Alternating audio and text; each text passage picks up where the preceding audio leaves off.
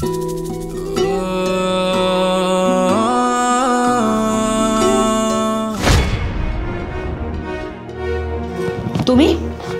তুমি এখানে কি করছো? আমার পারমিশন ছাড়া আমার বেডরুমে তুমি কিভাবে ঢুকলে? ভাবি, তোমার সাথে আমার একটা কথা আছে। বলো, কি বলবে? কথাটা যে কিভাবে বলবো আমি বুঝতে পারছি না। আহা, বলে ফেলো না, আমার তো অনেক কাজ আছে। তুমি কি এমন পার্সোনাল কথা বলবে যে কথার জন্য তুমি পারমিশন ছাড়া আমার বেডরুমে ঢুকে পড়েছো? বলো। বলতে পারি, তুমি যদি আবার রাগ করো তাহলে এই জন্য আর কি। কোনো সমস্যা নেই। তোমার কিছু লাগবে, কিছু প্রয়োজন হলে আমাকে বলো। ভাবি, আমার তো বিশেষ একটা জিনিস লাগবে, তুমি কি দিতে পারবে? কেন দিব না? আমার কাছে যদি থাকে আমি অবশ্যই তোমাকে দিব, কারণ তুমি আমার 10টা না 5টা না একটা মাত্র দেওর। দেওরের জন্য যদি ভাবি কিছু নাই করতে পারে তাহলে কেমন ভাবি হলাম আমি? আমি জানি ভাবি, আমি যেটা চাচ্ছি সেটা তোমার কাছে আছে, তুমি দিতে পারবে। তারপরও ভয় লাগছে, তুমি যদি অনুমতি দাও তাহলে আমি। বলো কি লাগবে তোমার?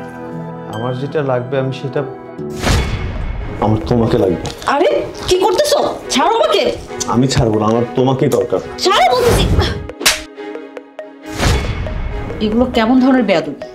আমি তোমার ভাবি হই, ভাবি হচ্ছে মায়ের সমতুল্য, আর তুমি আমার গায়ে এইভাবে বাজেভাবে স্পর্শ করতেছো।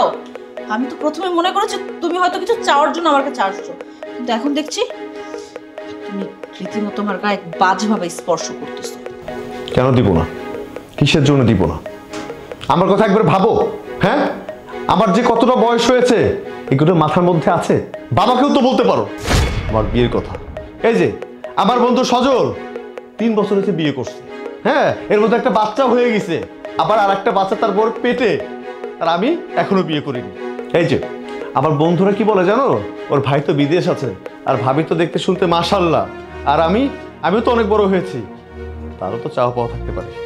তোমাকে নিয়ে আমাকে নিয়ে অনেক কথা বলে। তুমি এক্ষুনি যাও, বের হয়ে যাও বলছি, নাহলে আমি কিন্তু বাবার কাছে যাবো এখন। দাও বিচার দাও, তুমি বাবার কাছে বিচার দাও।